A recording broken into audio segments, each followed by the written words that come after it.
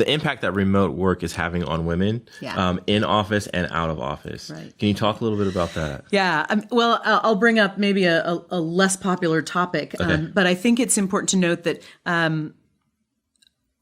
it's really the whole topic of sexual harassment. Yeah. Women who are remote workers experience actually less sexual harassment.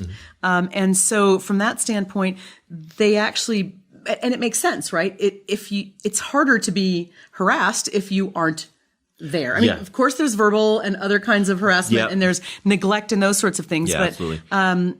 What happens is when you aren't directly in front of someone, 70% of employees who are remote felt more empowered to report sexual harassment that could have been happening. And that empowerment is really, really powerful for women who may feel that it's not something that you should or should be able to broach that easily. If you have to have a face-to-face conversation about it, it's really, really stressful. And we know that so much of sexual harassment goes unreported because of that difficulty. But overall, women felt that they had, for one, women, for good or bad, and I know there are exceptions, but women are often still more responsible for a lot of household tasks. And so being able to take advantage and get certain things done at home, pick up a child, and then go back to work actually was something that was very empowering for women.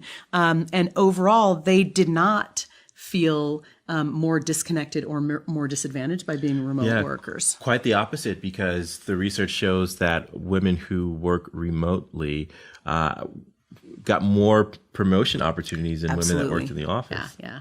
I thought that, right. Yeah, that was surprising for me. But a lot of that, I think, comes down to the fact that if you are in an environment where you really can be your best self, you are not, having to put on airs or be a certain way or check yourself all the time, and you can just get a lot of work done. That's incredible. It's an incredible opportunity to really, do your best work and bring your best self to work, where even if it's at home, and be incredibly successful. So I think that the promotion ratio, which we know is a huge problem for women in the workplace overall, women do not get promoted as often, and I think once this research gets out, a lot more women are going to be saying, okay, if I want to get ahead, I'm going to want to be able to work at home because I know I'm going to get more done. Yeah, absolutely. And I think that's important. Get more done and feel comfortable doing it too. Exactly. The fun fact of that was in the report showing that being able to wear athleisure is a huge benefit. Absolutely. Yeah. We get kicked off planes for doing that now. So you got to be able to do that. To be able to do that it's true. It's comfortable. Yeah. And I think it probably highlights some of the things. There aren't that many men who wear Spanx and things like that. Maybe a lot of women who don't either. But honestly, there are some things that that we will do in the office.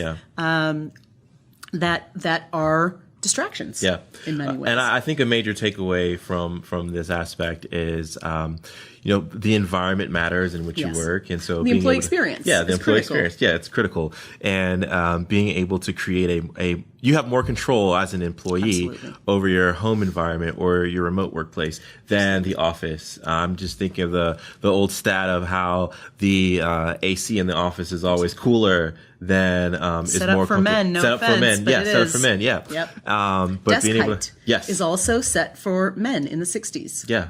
So you're absolutely so right. all these factors go into, is this an enjoyable experience for me as a woman? And being able to control that at home is a huge thing. Well, it's interesting because there's also research recently, it wasn't specifically in this study, but that demonstrated that one of the most important factors for individual contributors and frontline managers was the ability to control their own destiny. And if you think about one of the aspects of controlling your own destiny is controlling your environment, your work environment. Absolutely. It's critical. You can choose the most ergonomic things. You can sit on a pillow if you have to. You can do things that would seem odd in an office environment. And again, I think that adds to the productivity, and we see it in the statistics that remote workers are more productive overall, and they feel empowered Yeah. To have that control. So as a manager listening to this conversation, what are some tips and takeaways you might say to support women in the workforce that are working remotely? I would say, number one, don't assume that because somebody is working from home that they are doing nothing but childcare. I cannot tell you the number of women who work remotely who have nannies, and they have very, very clear lines. Yeah. Nothing happens during these hours, and they create those boundaries.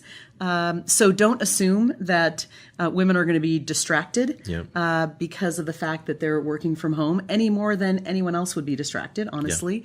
And recognize, this is sort of one of those things, recognize that the productivity benefits that, again, the study has clearly demonstrated, the productivity benefits outweigh the lack of face time. Don't assume that face time and watching somebody do something means that they're being productive.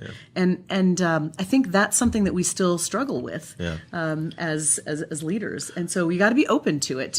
And if something happens, by the way, and it's not working out the way that you had hoped it would as a leader or a manager, that's a management issue that you need to address. It's generally not a remote work issue. Specifically, it could be that it's not the right fit for a person. There are some people that need more constant contact, feedback, all of those sorts of things, and you just have to know your people and know the work that they're doing. And it puts the onus a little bit on leaders to do that, and then also have an open conversation so that when employees say, it would really help me to come into the office, respect that also, and recognize that balance that can be struck. Yeah.